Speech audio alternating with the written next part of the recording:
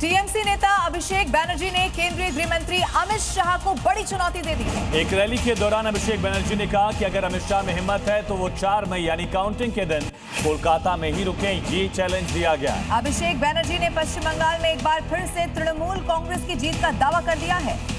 अभिषेक बैनर्जी ने कहा कि ममता बनर्जी चौथी बार सत्ता में वापस लौट रही हैं। अभिषेक बनर्जी ने कथित तौर पर अमित शाह को 4 मई को कोलकाता में रुकने की चुनौती दी है। আমি অমিত শাহকে চ্যালেঞ্জ করব 4 तारीख कोलकाताয় থাকবেন 12টার পর দেখা হবে। उन्होंने कहा कि अगर हिम्मत है तो शाह 4 मई यानी चुनाव के नतीजों के दिन दोपहर 12 बजे के बाद कोलकाता में रहकर दिखाएं, बाद में हम उनसे निपट लेंगे। আমি অমিত শাহকে চ্যালেঞ্জ করব 4 तारीख कोलकाताয় থাকবেন 12টার পর দেখা হবে। हालांकि इस बयान पर अभी तक आधिकारिक तौर पर कोई जवाब नहीं आया है, लेकिन राजनीतिक सरगर्मियां तेज हो गई हैं। और आइए अब आपको दिखाते हैं चुनाव से जुड़ी हुई 5 बड़ी खबरें। बंगाल की सीएम ममता बनर्जी ने दुर्गापुर में रोड शो कर टीएमसी प्रत्याशी के लिए वोट मांगे। ममता ने बीजेपी पर हमला बोला, कहा बीजेपी लड़ाने का काम करती है, टीएमसी बंगाल की तरक्की चाहती है।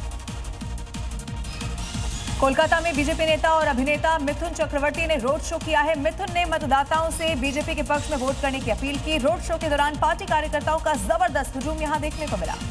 टीएमसी सांसद सायोनी घोष ने पश्चिमी मेदिनीपुर में नारायणगढ़ में रोड शो किया। सायोनी ने बीजेपी पर हमला बोला, कहा बंगाल में एक बार फिर से टीएमसी की सरकार ही बनेगी, जनता बीजेपी को नकार देगी।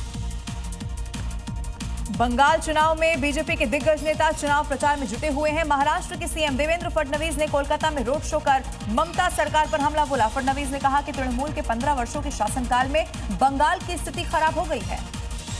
तमिलनाडु के कोयम्बटूर में बीजेपी नेता अभिनेत्री खुशबू सुंदर ने एनडीए प्रत्याशी के प्रचार में रोड शो किया। खुशबू ने डीएमके सरकार पर हमला बोला, कहा तमिलनाडु में कानून व्यवस्था की हालत खराब। पश्चिम बंगाल में हिंदुओं से कट मनी का बहुत बड़ा दावा किया जा रहा है। हिंदुओं से अवैध वसूली के आरोप हैं। सोशल मीडिया पर एक वीडियो और कुछ दावे तेजी से वायरल हो रहे हैं। किराएदारों और कामकाज से जुड़ी हुई जो जगह है उन पर अवैध वसूली की बात सामने आ रही है। वायरल वीडियो में एक परिवार की ओर से भी कट मनी यानी कि अवैध वसूली के गंभीर आरोप लगाए गए। परिवार की ओर से कट मनी यानी अवैध वसूली के गंभीर आरोप लगाए गए हैं। आपसे नहीं, मेरे से नहीं, जो मेरे घर में जो किराया रहते थे वो पहले किराया रहते थे, वो आर्मी वाले थे। उनसे मेरे से उनको जमीन खरीदा उन्होंने। सबको शौक है रेल पर में घर बनाना, सबको शौक निकल जाता है। जब से घर बनता है एक एक साइन के लिए पैसा चाहिए, जिसमें प्रशासन और स्थानीय प्रभावशाली लोगों की भूमिका पर भी सवाल उठाए गए हैं। हालांकि इन दावों को लेकर कोई आधिकारिक जांच या प्रमाण सार्वजनिक नहीं हुआ है। फिलहाल प्रशासन की ओर से इस पूरे मामले पर कोई आधिकारिक प्रतिक्रिया भी सामने नहीं आई है। मामला चर्चा में है और जांच की मांग की जा रही है। वहीं बंगाल में 23 अप्रैल को पहले चरण की वोटिंग होने वाली है। जी मीडिया की टीम माहौल जानने के लिए लोगों के बीच पहुंची और उनसे चुनावी माहौल जानने की कोशिश की। बंगाल में रहने वाले ज्यादातर लोगों का मानना है कि जिसकी भी सरकार आई वो बंगाल में सियासी बाहुबली बन गया। ये कितने बाहुबली हैं पश्चिम बंगाल में, घोटाले पे घोटाले। वो तो बहुत सारे हैं, बहुत सारे हैं। जो गद्दी में बैठते हैं वही बन जाते हैं। टीएमसी सरकार पर बीजेपी कटमनी लेने का आरोप लगाती है।